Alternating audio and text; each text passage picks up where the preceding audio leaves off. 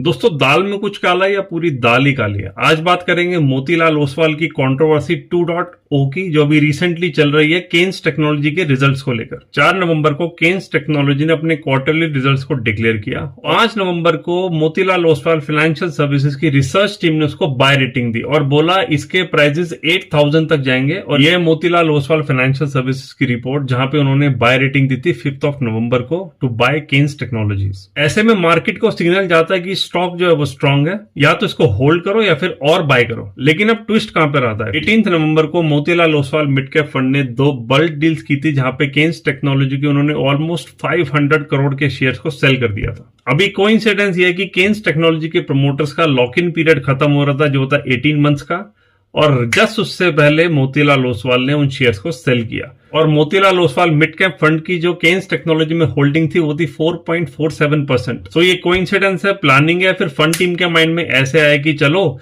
Share भी अच्छा है, रिजल्ट भी अच्छे हैं, लेकिन हम 500 करोड़ के शेयर्स को सेल कर देते हैं। क्या बात है! यानी कि मार्केट में बोला कि आप बाय करो और खुद उन्होंने सेल कर दिया, वो भी ऑलमोस्ट 500 करोड़, यानी कि 489 करोड़। ये सेम पैटर्न रिपीट किया था Motilal Oswal mid cap fund ने जनवरी में अगेंस्ट कल्याण ज्वेलर्स। मोतीलाल ओसवाल की रिसर्च टीम ने बाय रेटिंग दी थी कल्याण ज्वेलर्स को, और उसके बाद उनकी फंड टीम ने कल्याण ज्वेलर्स के सारे शेयर्स को सेल कर दिया। और ये रूमर्स चले थे कि मोतीलाल ओसवाल के फंड मैनेजर्स के ऊपर ब्रैबरी और मिसकंडक्ट के भी एलिगेशन लगे हैं। कल्याण ज्वेलर्स की इस कंट्रोवर्सी के बाद उनका शेयर 30 to 40% क्रैश कर गया था और आज तक उभर के नहीं आया। वो सेम उसी प्राइस पे चल रहा है पिछले 1 साल से। इसमें मोतीलाल ओसवाल के को फाउंडर एंड सीईओ ने ये स्टेटमेंट दिया है कि मार्केट में जो ये रूमर्स चल रहे हैं केन्स टेक्नोलॉजी को लेके और लास्ट टाइम भी कल्याण ज्वेलर्स को लेके, ये सारे के सारे एलिगेशन बेसलेस हैं और ये टोटल रूमर्स हैं। उनके अकॉर्डिंग उनकी रिसर्च टीम और उनकी फंड मैनेजमेंट टीम, ये दोनों के दोनों इंडिपेंडेंट और अलग एंटिटीज हैं और इनका आपस में कोई भी लिंक नहीं है। यानी कि ओसवाल साहब के अकॉर्डिंग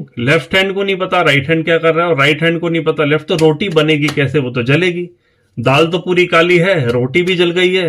अब बचे आपके मेरे जैसे रिटेल इन्वेस्टर, हमें मिलेगी काली दाल और जली हुई रोटी। क्या करे भाई, अब खानी पड़ेगी। बट दोनों केसेस में पैटर्न सेम है। उनकी रिसर्च टीम बाय रेटिंग देती है और fund management team sell rating देती है। सेल रेटिंग देके देती, सीधा सेल कर देती है। आपको क्या लगता है, ये कोइंसिडेंस है या फिर फुल प्रूफ प्लानिंग है? प्लीज कमेंट सेक्शन में बताइए।